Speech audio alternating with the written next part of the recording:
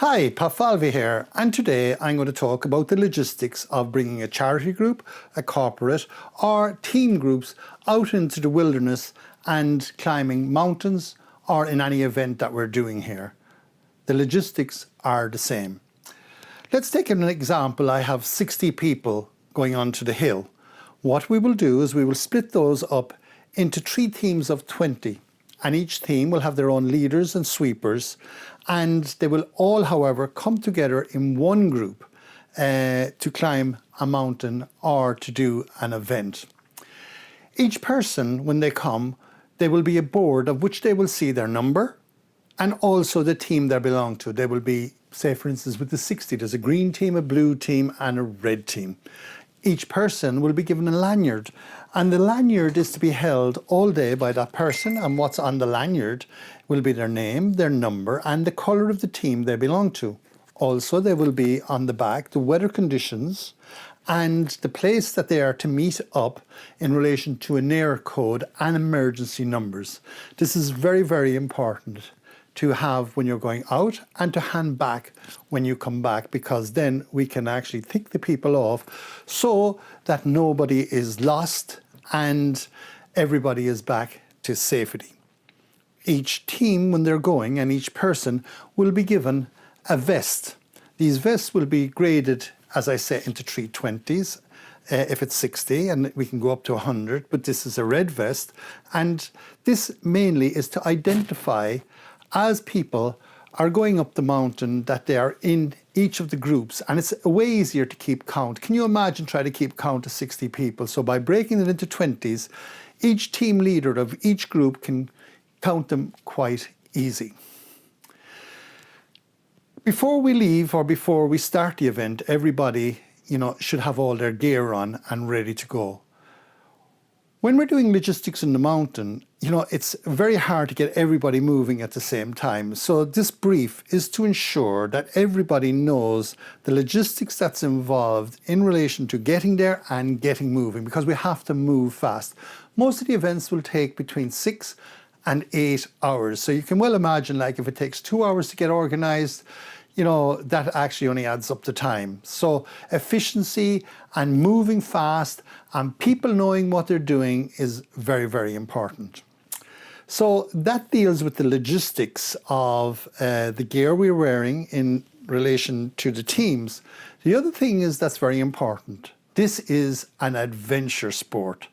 Each person has to sign an agreement in relation to the event they're doing, realizing that it is adventure and there is certain inherent risks involved.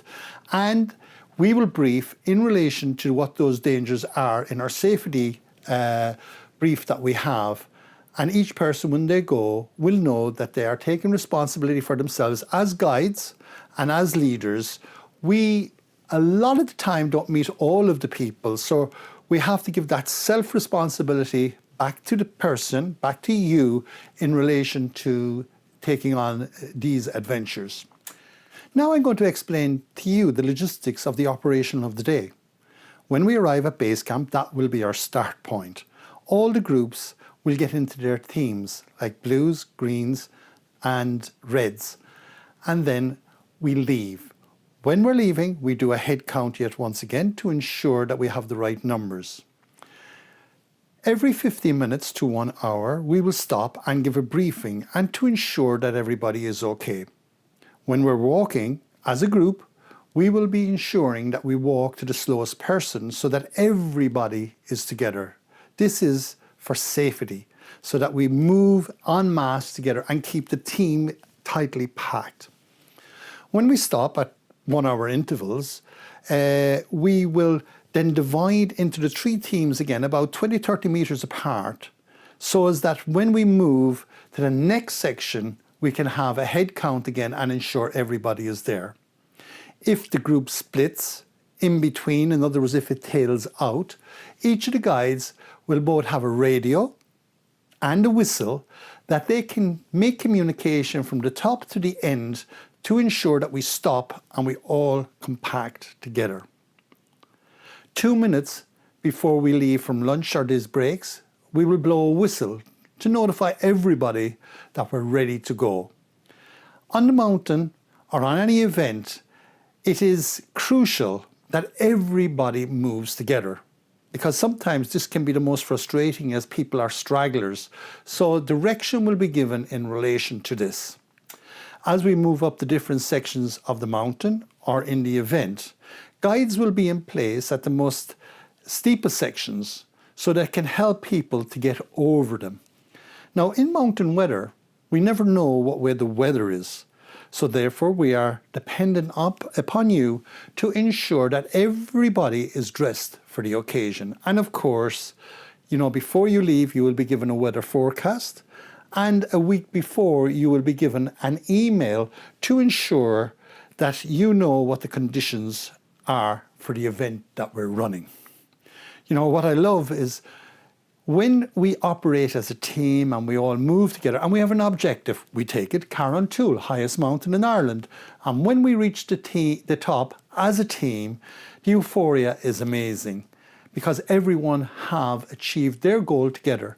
And within a team of 50 to 60 to 30 to 15 people, people are of different abilities. And it is that enjoyment of getting to the summit together that makes this so enjoyable. So here we are, we're on the summit. The euphoria of reaching the highest point in Ireland, or indeed completing one of our mindful walk events, is amazing. But of course, that's not the end. That's only halfway there. Now we have to get back down. And believe it or not, this is the most dangerous. And this is where you have to be, tuned in all of the time. Again, we will move en masse in the different teams, the blues, the greens, the reds, or indeed any other colours that we have. And as we're descending, it's very, very important, because descending can be more dangerous than ascending. It's very important for everybody to keep to the inside of the path, the hillside, so that if there's any slip or fall, that they will fall with their centre of gravity to the uphill position and not go out to the edge and fall over the edge. So this is very, very important, and I just want everybody to take note of that, whether you're the organizer or indeed if you're a team participant who will be looking at this particular video. We move down the mountain, try to hold them together until we get to safety.